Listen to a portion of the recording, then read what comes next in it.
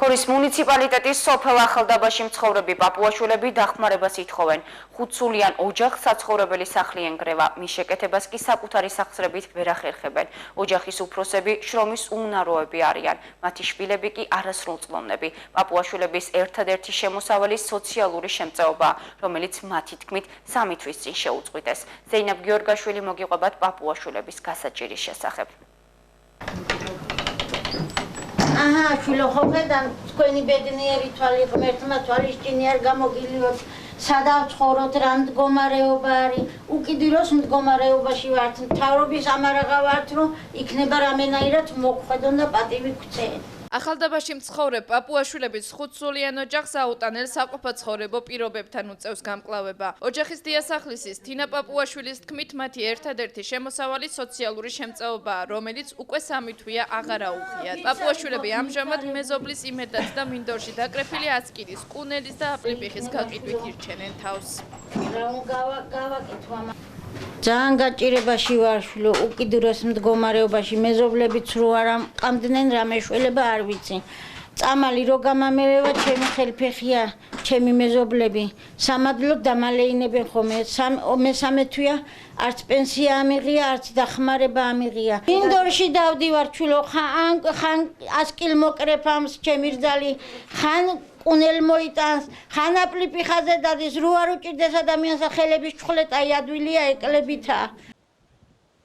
მათ სოციალურ პრობლემებს ისიც ემატება, რომ საცხოვრებელი სახლი ავარიულ მდგომარეობაშია და შესაძლოა მალე დაინგრეს. ჩამსხვრეულია მინები, დაბზარულია კედლები და დაზიანებულია სახურავი, საიდანაც ყოველი წვიმის დროს წყალი ჩამოდის. კიბი არის, ჩასაცვინსა ვართ, დაბლა კრიშა არის, როგორც გარეთ აწვიმს, ისე სახლში წვიმს, შვილო. რა ვქნა, რითი რა გავაკეთო? ნეტა იმდენი პური ფული ავიღო, ბავშვები მშივრები არ დაიხოცნო. იქნება რანაირად დამეხმარონ და პატივი მცენ.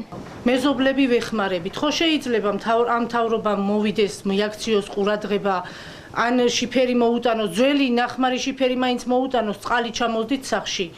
კედლებიდან შუქი გაზდის. ძალიან გაჭირვებული ოჯახია.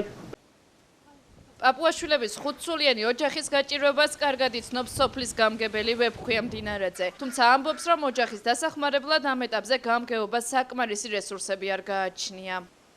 მე ვიცნობ ამ ოჯახის მდგომარეობას, სახურავი დაზიანებულია. ამ ბატონმა უნდა მიმართოს მუნიციპალიტეტის გამგეობას ამის შესახებ ჯერჯერობით.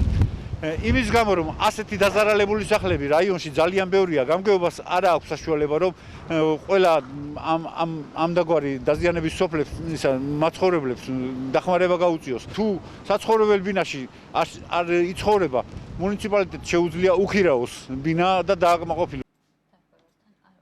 რატომ შეუჩერდათ პაპუაშვილების ოჯახს საარსებო მინიმუმი, რომლის იმედადაც ისინი წლების განმავლობაში ცხოვრობდნენ, ამ კითხვაზე გორის სოციალური მომსახურეობის სააგენტოში ასე ვპასუხობენ.